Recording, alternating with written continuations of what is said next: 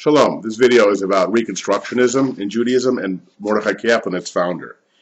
Kaplan was born in Lithuania and came to the United States at the age of 9. He was raised in an Orthodox home, but began to grapple with the radical conceptions of the Bible and Judaism. He was ordained by my alma mater, the Jewish Theological Seminary, school of the conservative branch of Judaism.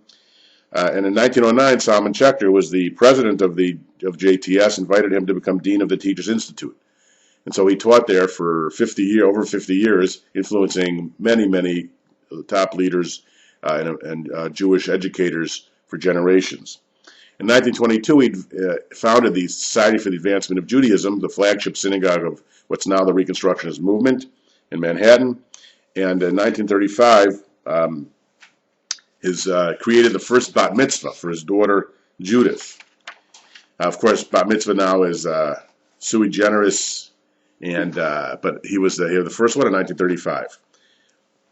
He also developed the idea of chavurot, small Jewish groups that get together for study and observance of life cycle events, and this idea later evolved into the chavurah movement. He also conceived that everything should happen under the walls of a synagogue and created what's today became the JCC movement. Some synagogues actually build swimming pools and gyms and call themselves the Jewish center of various towns, especially in the East Coast. During his lifetime, he didn't especially want to develop his own movement, but he saw that his ideas really were not that consistent with the conservative movement, and his son-in-law and other followers developed what's today the growing Reconstructionist movement. He wrote many books. In fact, my father, Alva Shalom's one of his proudest books was a signed copy by Mordachai Kaplan of Judaism as a Civilization. I also grew up with the special Passover Haggadah that Kaplan wrote, that was used during Passover. So what were some of his basic ideas? He called Judaism a evolving religious civilization. So think about what a civilization is. He said that's what Judaism is, an example of.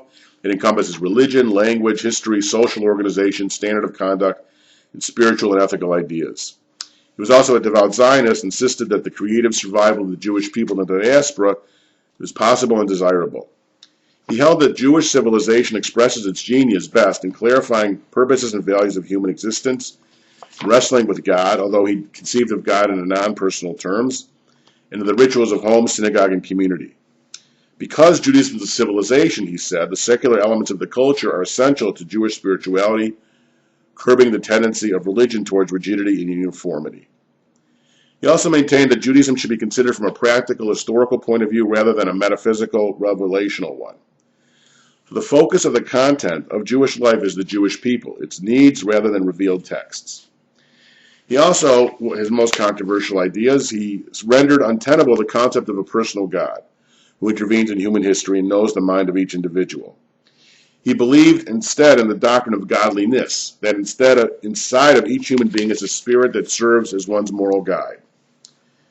His religious naturalism, the denial of supernatural events, challenges the belief in historical revelation and theological attitudes related to the supernatural idea of God.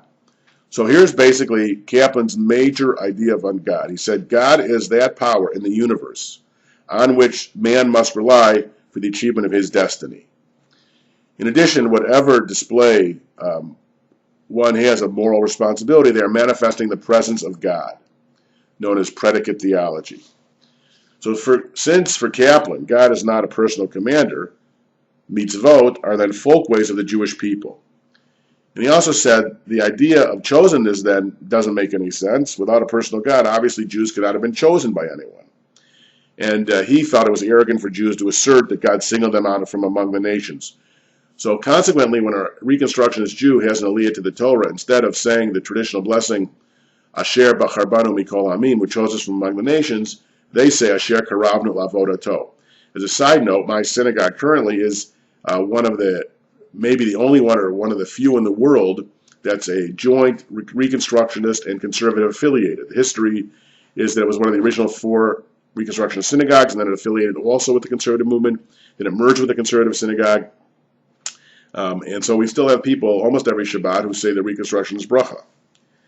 The concept of a non-personal God advanced by Kaplan also precludes the concept of miracles and of suspension of natural law. So then what is the meaning of prayer? In Kaplan's philosophy, prayer takes on a new meaning. He maintains people do not pray to a process.